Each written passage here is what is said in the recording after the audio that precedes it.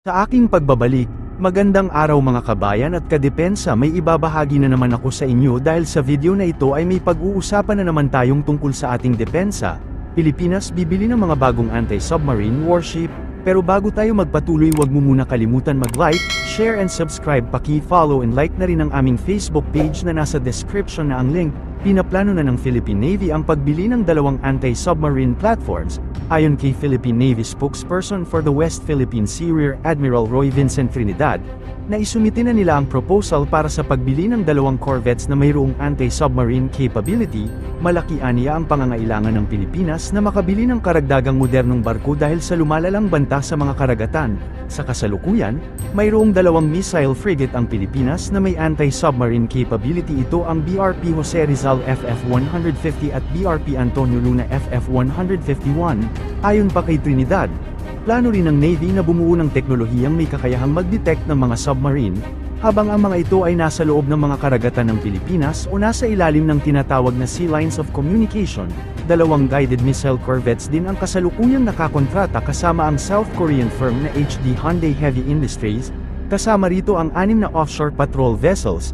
Ayon sa Philippine Navy official, patuloy na pinapalakas ng pamahalaan ang undersea warfare capability. Gayunpaman, kampante ang opisyal na mas mataas ang kapabilidad ng Pilipinas sa tracking at monitoring ng mga surface assets at mga surface target. November 28 incident, do you see the need to acquire more corvettes and frigates and anti-submarine helicopters, considering that aside from Chinese surface illegal entries, we're now facing submarines, especially yung surface ones. Do you see the need for more anti-submarine assets for now? Yes, that need has been noticed by the Philippine Navy years ago. That's why in our Rehorizon 3 that already includes more corvettes, more ships, and other anti-submarine warfare capabilities. Sir, if you were to give a number, what would be the minimum capability for that? We only have 2 at the moment. We have 2 frigates, we have 6 corvettes already in the construction pipeline, 6 OPVs. We have also 2 corvettes and additional 2 LPDs or 2 LDs, landing docks. So do we need more? We have submitted proposals for 2 more corvettes, I believe, or 2 more frigates.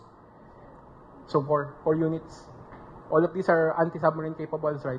Yes, these are modern warfare ships that could conduct the 4 domains of warfare. Thank you, sir. These are results of our modernization.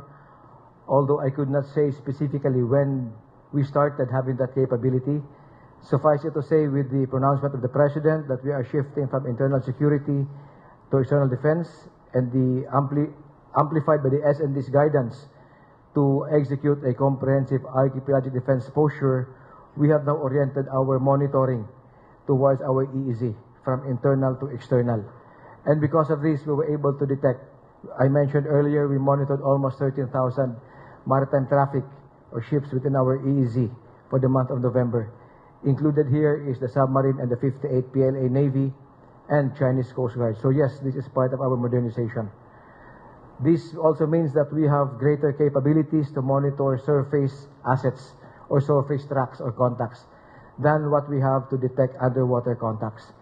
Our undersea warfare capability is still modest. It is still ongoing development. We have that modest capability, but we have greater capabilities to track surface assets, surface targets. Hello, sir. So, do we need more of this? And then, corollary to that question would be, kailangan bang buhayin yung submarine program again? Yes, the modernization has, number 1, a very strong C4ISR component for maritime domain awareness, telling us what is out there. The submarine program, hindi naman siya namatay. It's now at the Department of National Defense level. And we defer to the wisdom on how it will proceed. Huwag mo na rin kalimutan mag-like, share and subscribe. Pindutin mo na rin ang bell para updated kayo sa aking mga bagong video. Maraming salamat po.